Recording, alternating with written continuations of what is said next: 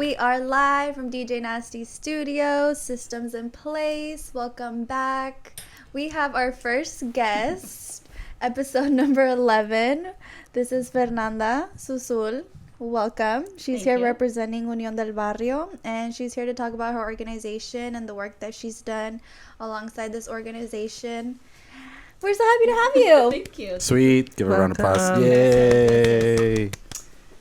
Well, first of all, thank you for having me. I'm humbled to be your first guest. Yes. Let me break it to you and tell you that I was actually out on the patrullajes when I heard the one of the episodes.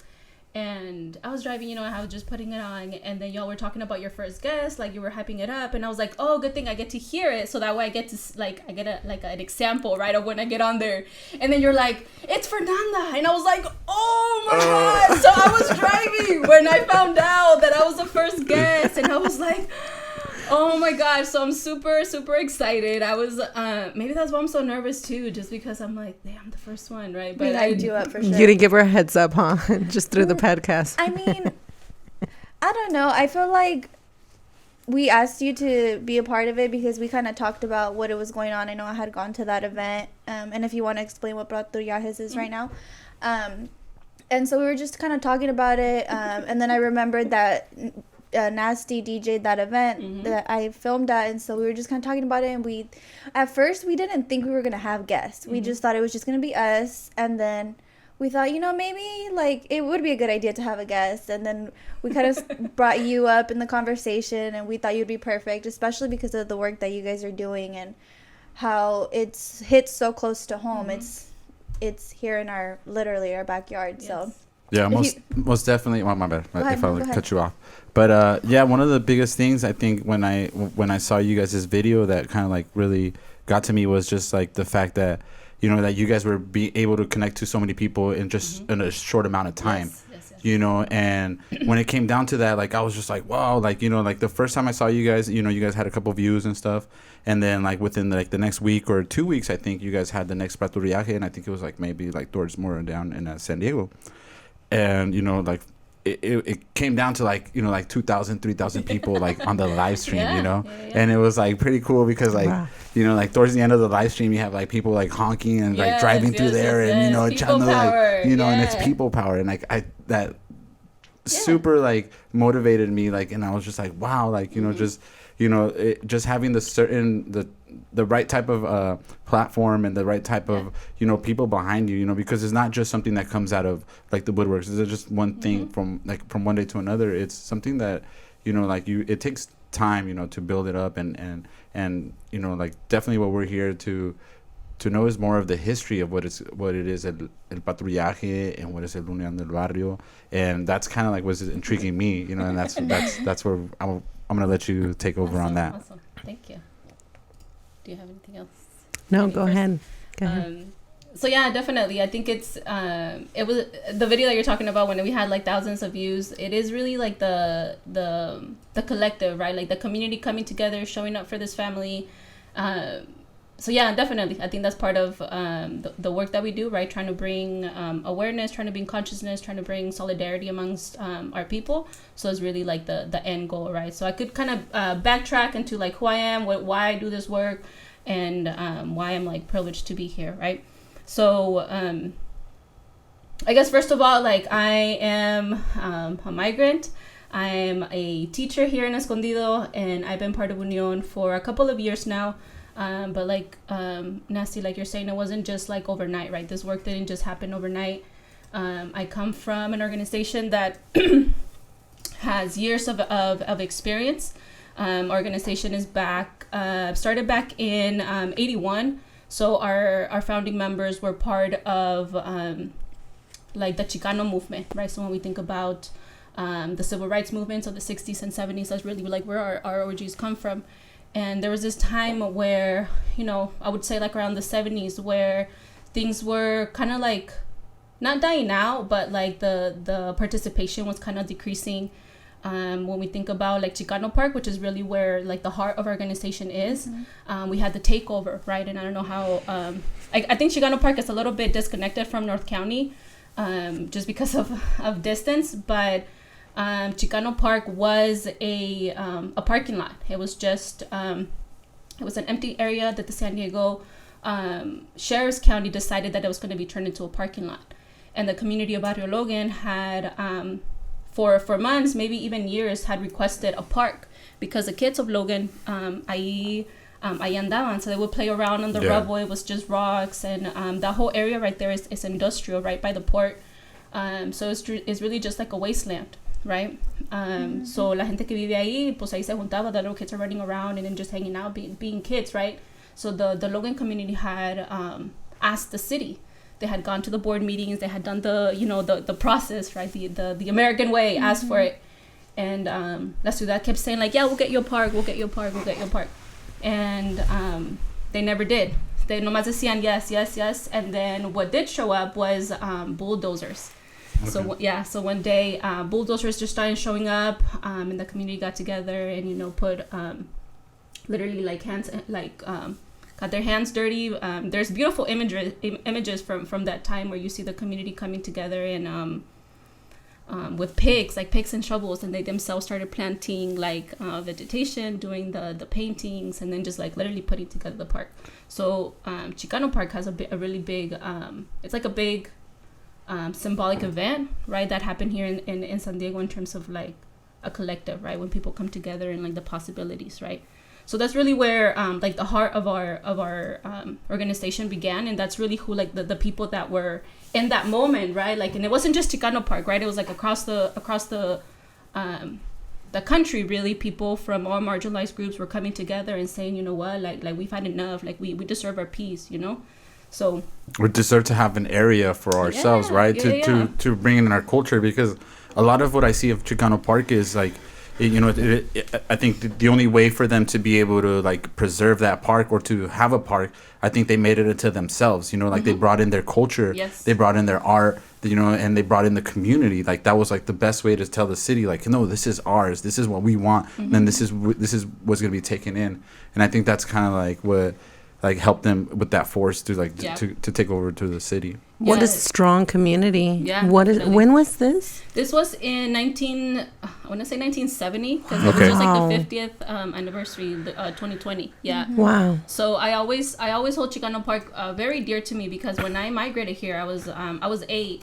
And I remember my brother, shout out to him, like I remember he used to take me to Chicano Park Day. And I remember it was one of those days like out of the year that you got to see, if you ever been to Chicano Park Day, you see the cars, the culture, the music, the food, the colors, like everything, the dances, like the traditional and the new, the mariachi, the banda, like everything. It was just a day that I could just like be Mexican among Mexicans and feel empowered and feel proud and feel like good, I'm fortunate enough to come from a family in Mexico que tiene sus culturas, like sus raíces bien, like well grounded. Like I come from a family that has always emphasized like my Mexicanness, and I think that really helped me when I moved here, like in terms of like navigating like a white world, right? And first acknowledging that I am light skinned, right, and that comes with certain privileges, but definitely like knowing my history, knowing my culture, knowing who I am, you know what I mean, and coming to a place that I didn't know, that I didn't speak the language, that I didn't necessarily fit in, like that helped me out so much, and I didn't think the importance of it until I started going to school and I started hanging out with people that maybe didn't speak Spanish or that that weren't as connected to the Mexican culture, right, to like of Mexico, right, because we right here tenemos like the bocho culture, the mixture, or the first generation, second generation, right? Like we assimilate, right, to like survive. But coming from from a household that like always was very grounded in our Mexicanness, I think that really like helped me out, right? So anyway, so Chicano Park Day was always a day that I could just like celebrate it and be free and like enjoy my culture. So is this my bad? Is this a special day? Like in it, like what day is this? It's Earth Day. Oh, on Earth Day. I think it's the 22nd. Dang, y'all pulling me on the spot. Okay, no, not so worried. April. I'm pulling it up. I think it's April. The 21st. Or the April 21st. It's the day after 420. How But they exciting. celebrated that whole, like Yeah, from so- the 20th to the 21st, I believe. See, no me acuerdo. I think it's the 21st or the 22nd. I But think anyways, it's the and then 21st. every year the celebration is usually like Okay. that Saturday around that 21st date. So it's April 21st. 21st, yeah. And then Chicano Park was Wow. built 1970. 1970. April 22nd, yeah. 1970. Yeah. Well, we were both right. There you go. High five. High five, High yeah. five, girls. So I mean, and you know, so and that's just like a symbolic win, right, for like the Mexican community, for the Chicano community here in San Diego.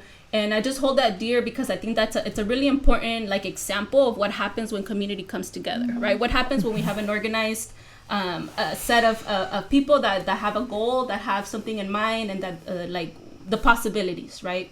So yeah, that's really what the political context, I guess, of what initiated Union, right? Because after that hype and like community engagement, there was really like a decline in political participation here in San Diego, and then just maybe all over the country. You know, we were happy with being Hispanics. We were happy with just kind of being part of the conversation.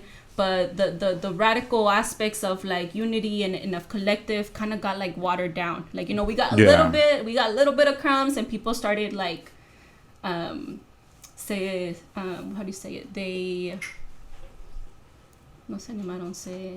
You become complacent, right? Like you're like, okay, I got my piece, right? Okay. But yeah, so there was definitely like a decline in community. Conformista. Se conformaron. There you go. That's the word. They conformed. Yeah, they conformed, and you know the political conversation was watered down, and you know there was a group of people that were just like, no, like we got to keep the struggle, right? We got to keep going, and that's really like the founding members of our organization. So, you know, since 81, we've been coming together and recruiting people and doing the work that needs to be done. As a collective. So that's really like what organization's about. We have 4 points of unity, and I wanted to write them down just so I don't forget that we are an organization of organizers. So what that means is that, you know, it's a commitment, right? So when we think of organizers, it's a lot of groundwork, kind of like I'm thinking of like this system, right? It's not just like one day you came up and like you recorded and let's go. Like, no, it's a process, it's a commitment, it's sacrifices, right? So that's really the aspect, right, that you are organizing. You're not just showing up to the event. You're not just, you know, a ver si voy or no. It's like, nah, it's the commitment. Yeah. And be able to commit to something that's bigger than yourself, right? So we're all organizers within an organization. We have a duty to uphold our culture and history. So again, just emphasizing like our narratives, right? Because oftentimes like our schools don't teach our kids our history, and they teach a colonized version of what happened in this continent, and that really puts us at a disadvantage, right? Because we have kids that don't know who they are, don't know who their parents are, they don't know their story, we don't know their roots, we don't know nothing, right? So we see ourselves as foreigners, right, in our own fucking land. So yeah, uphold our culture and history, give power to the community, and raza self-determination. So really giving our people the tools and the skills to be able to make the choices for themselves, right? Because too often, like the system, the government, the system, right, puts us in a place of disadvantage, right? I think that it is no surprise to say that this country was created at the expense of our African brothers and sisters, right? They were stolen from their continent. Their resources were stolen. Their people were stolen and stripped away from their culture, their identity, their everything, right? To bring the great power, right? To come together in this great country, right? That it's the United States, but it's really at the expense of their free labor, and then at the expense of our land, right? The natives. The natives. And although there is this, imposed border that we are well aware of right here in Tijuana, when you look at the indigenous tribes, the indigenous groups that lived in this continent, they transcend those borders, right? Our people were here before those borders, and they're gonna be here long after that, right? And I think that the system has done a really good job at like dividing us, right? So we say like, oh, los negros y nosotros, right? Los indios y nosotros, but it's like us as Mexican and the natives, right? We kind of even have a barrier between ourselves, right? Like earlier you were saying like, oh, is she native? I'm like, well, yeah, she's Mexican, right? Because I think that's the narrative that the system wants us to think about, right? That they want us to not see the natives as our brothers and sisters because that creates that border. Division, right? Wow, I love this. Yeah.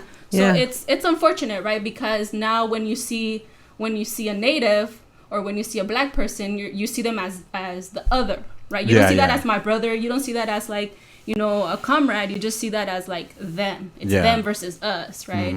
And that's really done in a system, right? The system wants you to think that way, so you don't have that collective in categories. And I think we're all like at the bottom of the barrel, just trying to fight each other. Yes, like supposedly who, right? Like whoever is like gonna get to the top. Yeah. But you know, at the end of the day, I mean, I guess we kind of, you know, like I think we put ourselves on the top. You know, I think at the end of the day, you know, it's just like you said, like these systems are put in our place to keep us down and to like maybe like make you feel out of place. But I think it's just our mentality, and I think it's like ourselves not being one with each other either. Like you know what I mean? You know, and it's conditioning. We're hella conditioned, and that's done through the school, right? Through the schools, through the media, through the food that we eat, the water, the toothpaste, everything.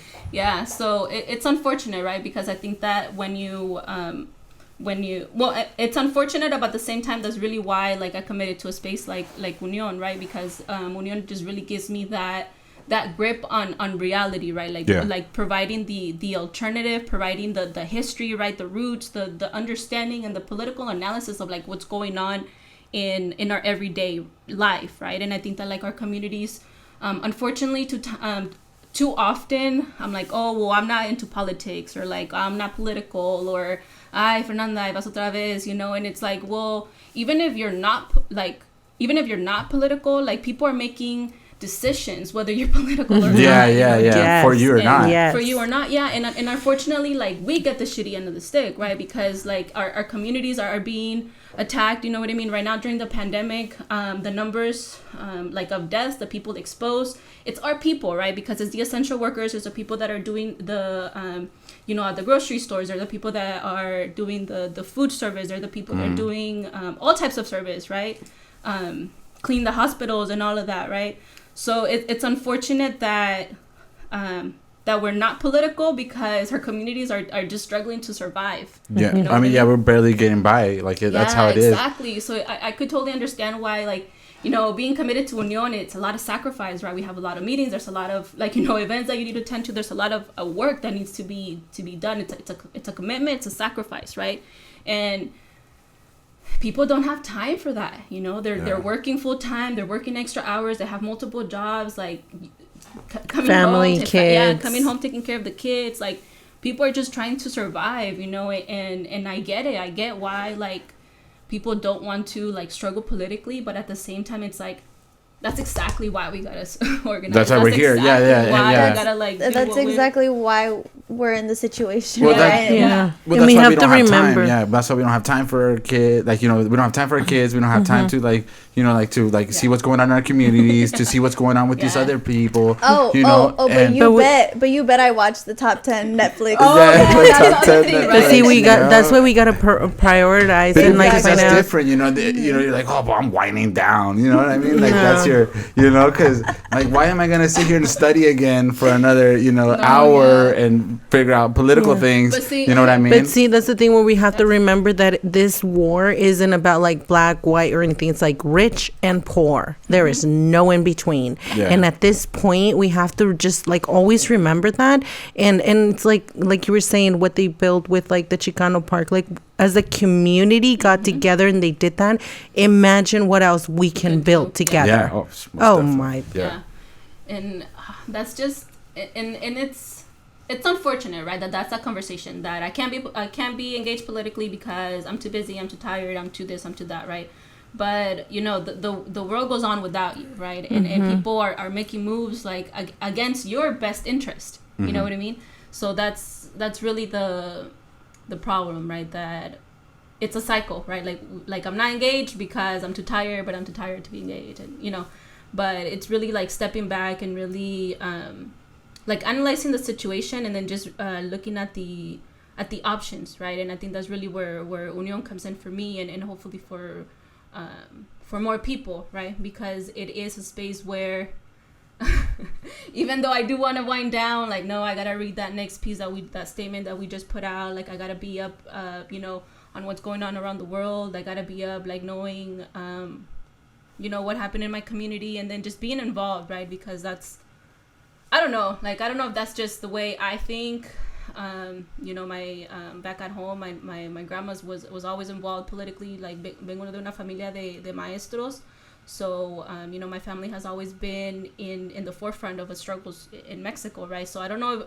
I know that's, like, that was the seed, right? That, and like, when I was a child, like, I knew that we had to do something about it, right? I was fortunate enough to have my grandmother, who, is very well off, like, financially, but she never flaunted that. Like, she never told us we had money. We kind of just knew because other people would tell us.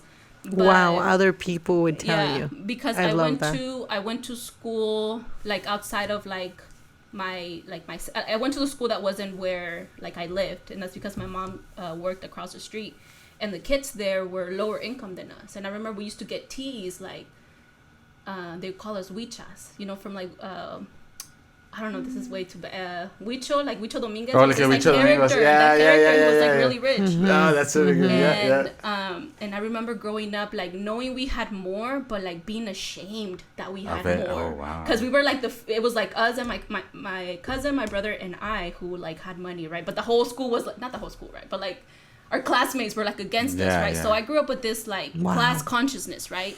I knew that we had more, but but you weren't, like, allowed to. I wasn't it was just wrong. Yeah. And my grandma and my mother and my aunt and uncle, like, I'm just so fortunate to have grown up in the household, because they really raised us with, like, values and morals and humildad. And that's hard with people that have money, and maybe that's why they kept it away too. Kind of like, and using that money to help others. Exactly. Yeah. Yes. And they were teachers too, so the community looked at them for answers, right? I think that the teachers have always been, like, at the forefront of, like, social movements, right? Or even just, like, when something happens, like, you're like, oh, like, pregúntale a tu maestra, a ver si tiene, like, if they have some resources or whatever. So I'm just so fortunate to have that as, like, my upbringing, because now that I'm a teacher myself, I'm like, I gotta be that person. I gotta be that resource for, like, my students, for my community, for my friends, right? So yeah, Union definitely just, like, has given me, like, the political education, right? The extra pressure to be accountable, right? We were talking about accountability earlier. To, even though, like, I would want to see what's on top 10 on Netflix or whatever was popping on Netflix, but, like, damn, I gotta look at that meeting, or, like, I have to attend that meeting, or have to view the recording Zoom now that would, like, roll. But it feels so much better doing that than feeling like shit, looking at, just watching that whole Netflix thing and did nothing, which know. But you're a part of something. Amazing, way bigger than that Netflix. That is not gonna, like, maybe it not might benefit you right now, but, like, you can see it, like, as it's moving, the structure's moving on. Yes. And I think that's the ultimate goal, right? To create systems that are gonna reject the systems that are already in place, right? Because the systems in place are against us, right? Let that be in the workforce, right? Like, our labor is exploited, right? We don't get the pay that we deserve. Our kids in our classrooms are receiving inadequate education in terms of, like, our cultural and ethnic identity, right?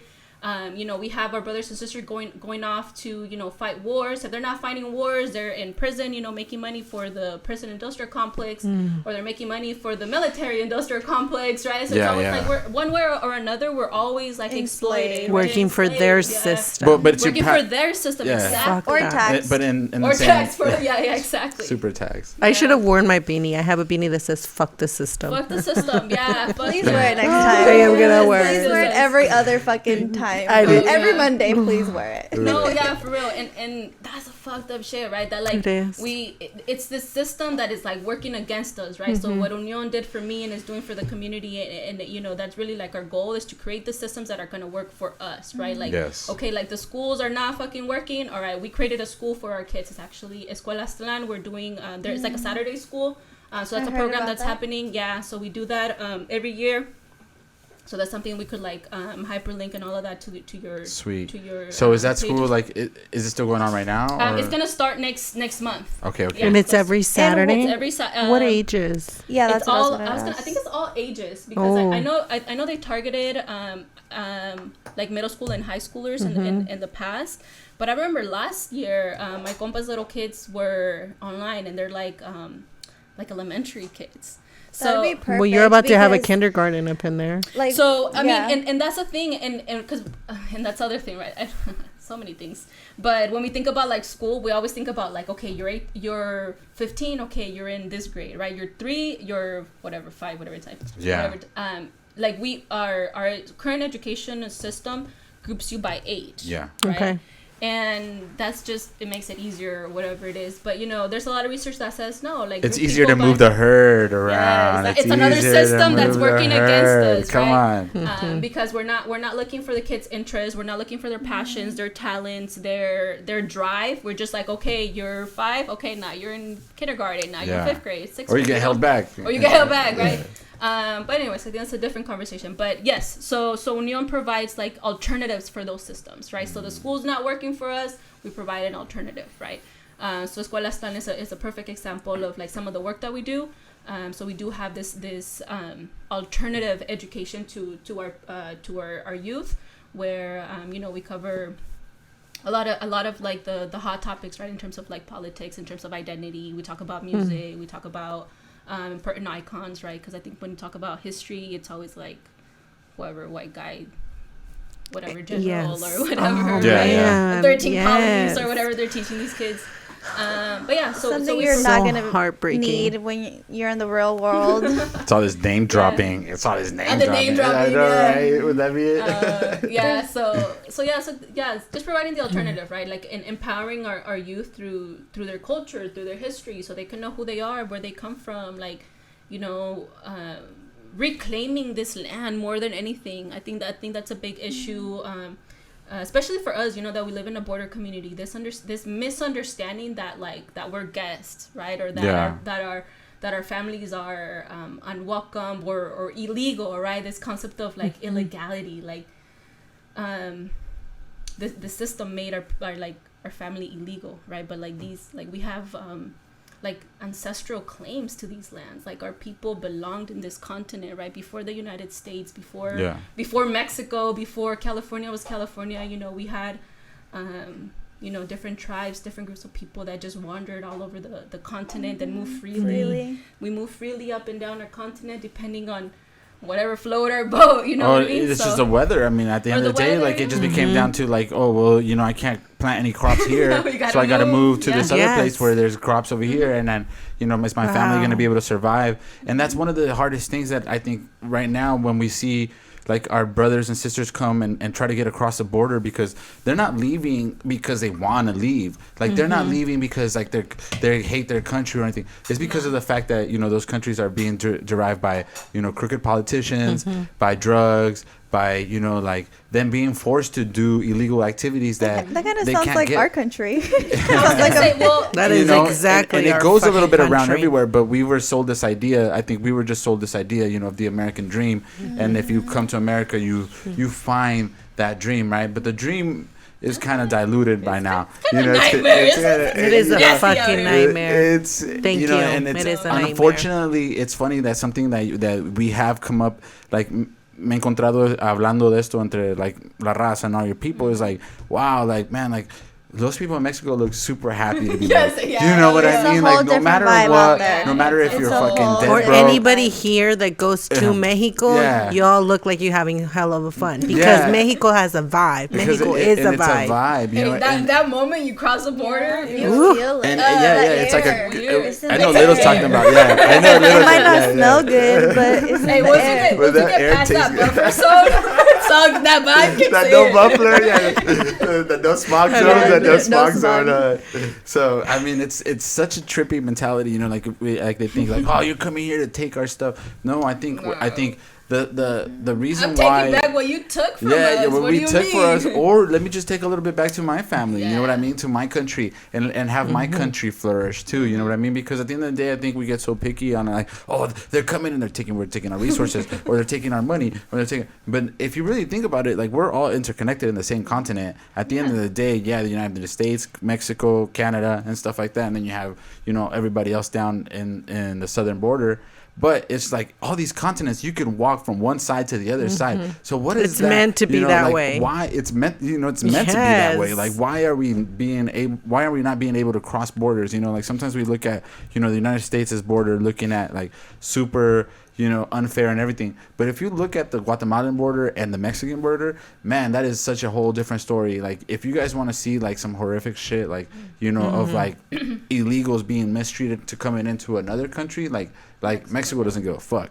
You know what I mean? Like, it's if you really, we nos tentamos el corazón aquí en Estados Unidos, I think, because there's more videos and more cameras and, like there's people's right and stuff like that. So, like, even now, like, like you have the kids, in cages, or, you have like our family members that are coming in, or not even family members, it's just like people that are our just brothers and sisters.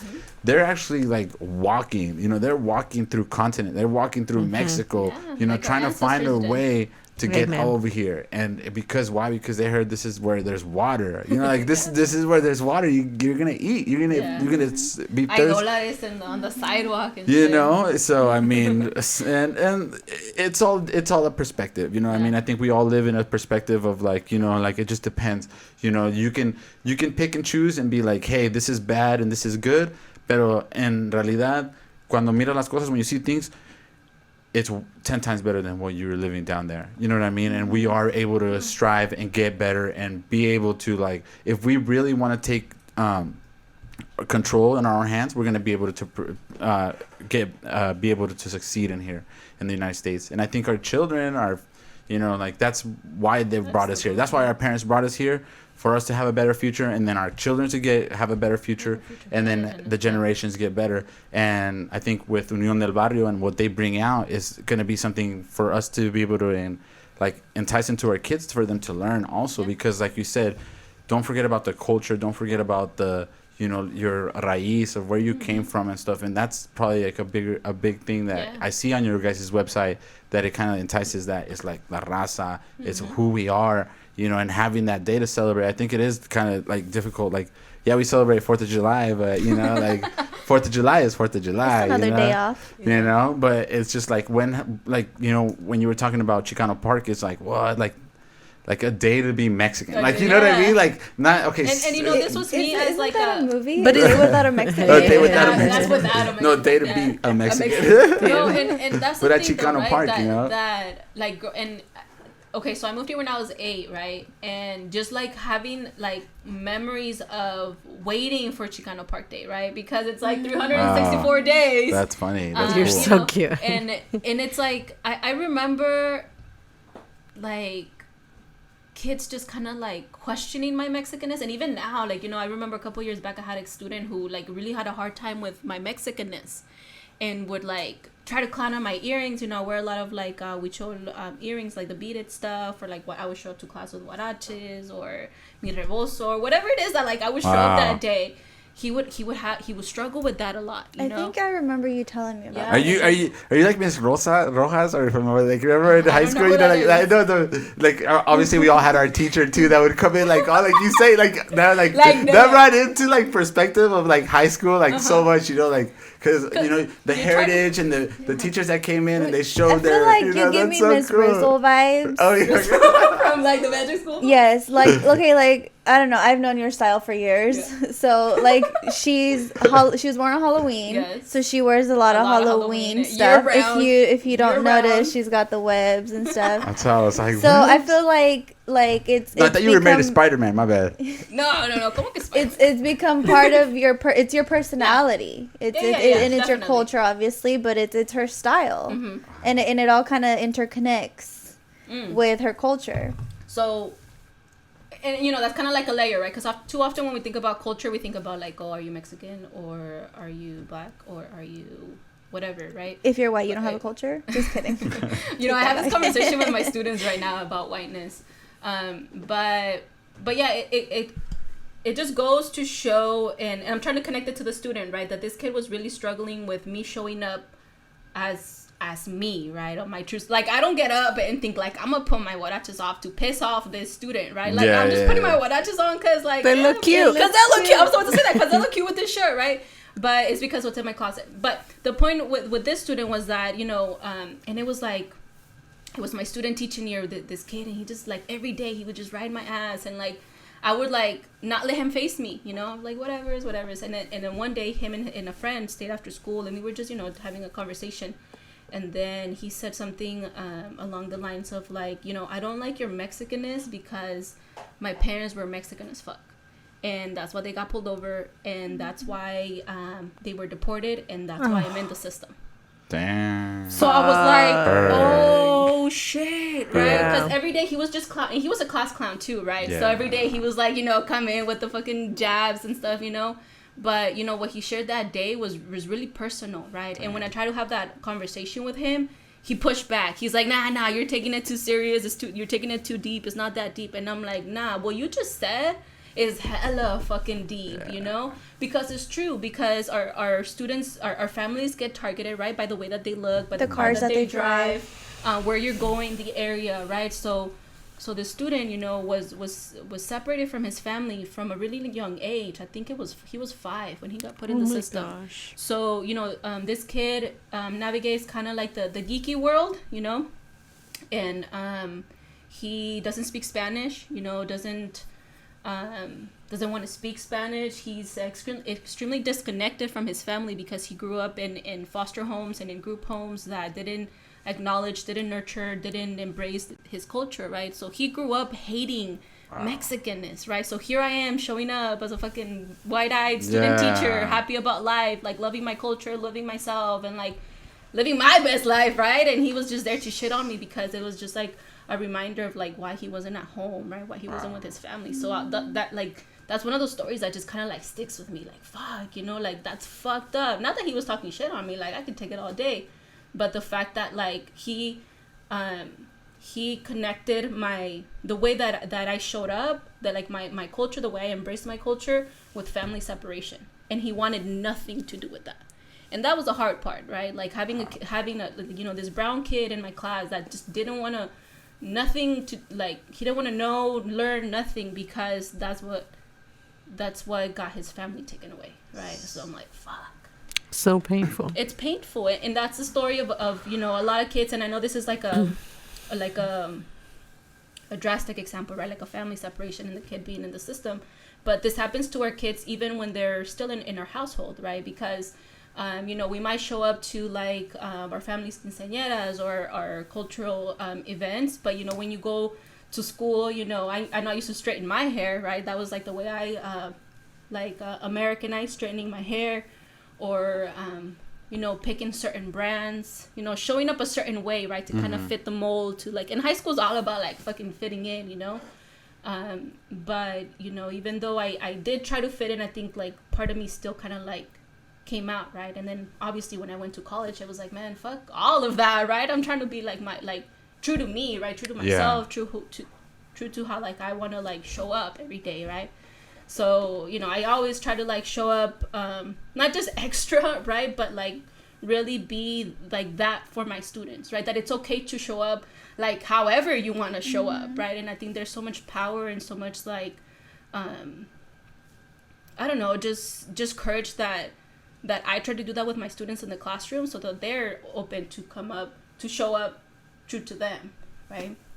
So that's another way that like Union really just empowers me, right? Because like all the knowledge that, you know, I gained through just like the political education that I do, like, you know, on the daily with my comrades, but also just like the events that I go to, the people that I meet, the network that I surround myself with, right? Like I carry like understanding of who I am, who the people that came before me, who are the people that got my back, right? So I move differently. You know what I mean? When I show up places, like I could be in a white space and never am I gonna feel like I don't belong. Like I know that I don't belong, But I'm gonna walk in that space like with my head held high, with my huaraches I love you on. so much. You know what I mean? Yeah. And I've had to show up to those spaces, right? Because being in higher ed, you have to show up to these formal events. You have to present your thesis. You have to my professors would all often ask me to come speak to like other professors or like